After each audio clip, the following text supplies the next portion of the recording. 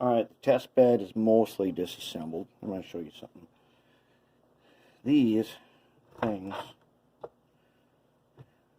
it's only split frames are the one thing I like less than these. Split frames make life a little tough, like we did last year. Let's see how much these things weigh. 3.75, add this one on there, 7.28 ounces. Okay, they take up a ton of room. And if I'm gonna reuse something like that on this is our test bed, you know. This ain't contest piece. It's a test bed. If I'm gonna reuse these on here, I'm probably gonna mill these way down and put lead weight on them, because I'm pretty sure I could push these both 4.5 ounces if I milled them as small as I can, and then I just attached some lead to it. These just take up so much room, and I don't like the way they do their wiring channels on them. And that takes up even more room. It makes less space. Plus, now this is old. Okay, this is, according to the sticker on the bottom, there was a decoder added. It was a DH140P that you saw, and I already tried it. I can identify it with JMRI. I can identify it with my DR5000, but I can't get it to do anything yet. Which I'd say it's doubtful that we would keep that, because it doesn't automatically program. And it's not automatically identified even using the generic NMRA standard, which this decoder on its data sheet does say its CVs are NMRA standard, but it didn't work. Anyways, maybe the coder doesn't work, and this might be why I was at the train show. But let's continue to deter this thing. All right, what do we got here? We got this PC board on here, and let me guess, not soldered. Nope. How did we know? We are not going to be reusing this PC board. Oh, okay. Not soldered. Light bulbs probably get good though. I don't really use incandescents for anything, but you never know. I might need them for some motor leads. And still not soldered.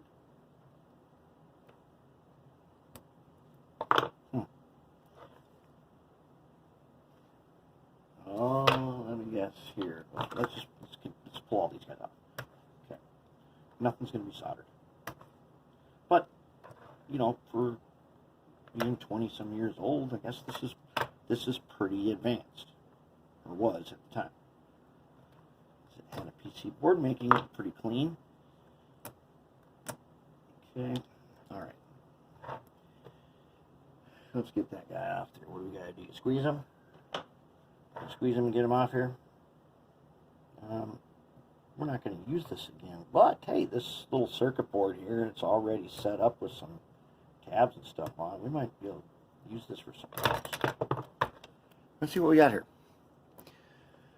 Got a couple of diodes for directional, and you get this connector thing for the pin connector. Apparently only a couple pins were used. Alright, well, hey, we could use this in something. Might be. This arrangement of wiring might be useful for something. I'm just going to toss that in the box. And we're going to toss all these clips in there. Alright. So now we're down to this. This is what I want to get out of here, is this guy. And we're going to bench test him here in a second. We'll see what we got in here. Okay, so it's one of these bit at a time. So this is one of these guys now. All right, so what you got to do is that. No, what you got to do is these tabs. You're going to press down, and this time I'm not going to have to go all the way, and then it just opens. Okay, these two tabs here. When you press down on this, it lifts up, and you know what it looks like. Garage tabs on trucks are a little ew. Okay, this is a good time to show you why I do not like Teflon lubricants. And why I do not use them, why I only use Mag 1, which is lithium. I can get this guy open without wrecking it, or too much of it. I'll get this open for you to see this guy. And that's okay, let's attempt to get in with a screwdriver. Nope, not good. Not good. We'll try the right one. We'll get in with a screwdriver and I'm going to show you exactly why I do not want that stuff. And of course, one would have to be right behind that guy. And here is another reason why. Because as look, I snapped off this little piece off the truck side frame. No big deal. Chances are these side frames are not getting reused. But they got doggone clever, but you can't get to it from maintenance, can you? You'll see. You'll see in a second here. And it's stuck pretty good, huh? You can get that screw a little more. That screw should be loose. All we need now is to get one of these guys to break free. Let's see if we can get him break free without wrecking too much of it.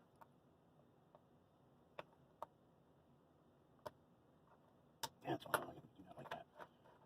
Whenever you've had Teflon grease on here, high risk of breaking off an important piece. Now we get these guys. Okay. Little by little, we get the puzzle. Okay. Get this guy, if we can. He's got it. Cool. Notice the wheel just came off like that. But the other ones do it too. Yeah, they do. Yeah, they do. That shouldn't be. Man, that is. We don't want it to be that easy. We want that to be a little more difficult than that. How many of these guys are going to break? Oh, one's already broken. One of you guys is, of course, already broken. These little tabs are brittle now. That was in there. Got it in, he broke off.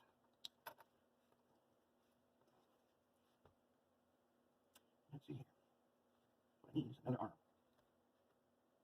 I need is another arm. There's 4 of these guys, so, and 2 of them are broken. And I don't want to break the remaining 2. Okay. One of them is missing. One of them is open. One of them is broke. Just the important part broke off. That guy does not want to come off, I suppose. Let's see if we can get at him from the other side.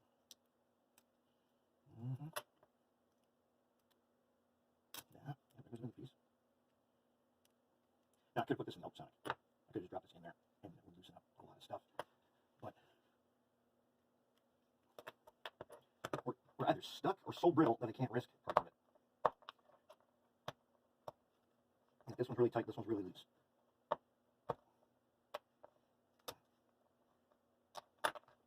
Okay, now this guy. Let's see what we can do. If anything.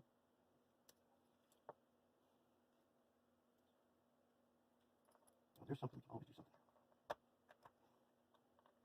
I can spread them. See, this would be super easy to reassemble because you just snap on there, and then you never get off again. Oh, that was missing. Cannot give it up. Yep, give it up. Oh, yeah. There we go. Alright. That took a little while. There's this stuff here. And it is not viscous. It's hard. It is spread everywhere to include inside the axle. Just like that. That's it. Oh, it just doesn't stay because it's Teflon.